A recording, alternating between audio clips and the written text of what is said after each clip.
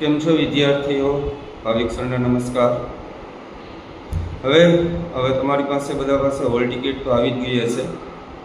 તો મહત્ત્વનું એ છે કે તમને જે સ્કૂલ મળેલી છે એ સ્કૂલની અંદર જો તમે જઈ શકો તો ઠીક છે, અને જો તમારી પાસે અજાણી સ્કૂલ હોય તો તમે આગલે દિવસે એ સ્કૂલ કઈ જગ્યાએ આવેલી છે એનું લોકેશન શું છે એ એક વખત કન્ફર્મ કરી લેજો કે કઈ જગ્યાએ એકચ્યુઅલી આવેલી છે, અને ત્યાં બહાર પણ સીટ નંબર છે એ લગાડી દીધા હશે તો એના મેઇન ગેટ ઉપર તે સીટ નંબર છે એ પણ તમે જોઈ લેજો કે કઈ રીતના છે, બ્લોક તમારી હોલ ટિકિટ સાથે મેચ થઈ જાય છે।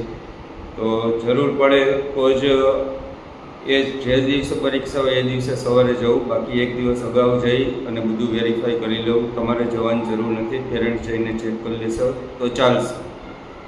અને પરીક્ષાની અંદર જનરલી તમારે ટ્રાન્સપરન્ટ કોઈ પણ વસ્તુ છે લઈ જવાનો આગ્રહ રાખજો, એટલે કે તમારી જે કીટ છે એ ટ્રાન્સપરન્ટ હોવી જોઈએ। તમારે લેટર પેડનો ઉપયોગ કરવો છે તો એ જે પેડ છે એ પેડ પણ તમારું ટ્રાન્સપરન્ટ રાખજો, જેથી કરીને પ્રોબ્લેમ ન થાય, કારણ કે આ બધી વસ્તુ છે બોર્ડના નિયમની અંદર આવે છે।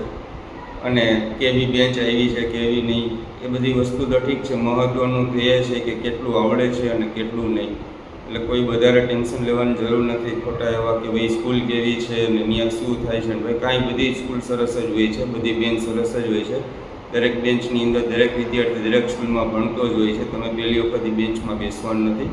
મહત્ત્વનું એ છે કે તમારું જે પેપર આવે છે એ પેપરની અંદર તમે કેટલા માર્ક્સનું વધુ લખી શકવાનો છો એનું ટેન્શન થોડુંક રાખો। કઈ સ્કૂલમાં નંબર આવ્યો છે, એની સ્કૂલ કેવી છે એની આપણે કાંઈ મતલબ નથી, બધી સ્કૂલ સારી જ હોય છે। આપણે તો પેપર જો વાતમાં આવે એટલે લખવા માંડવાનું ને પાછું 1 વાગે એટલે પાછું નીકળી જવાનું, બસ પૂરું થઈ ગયું।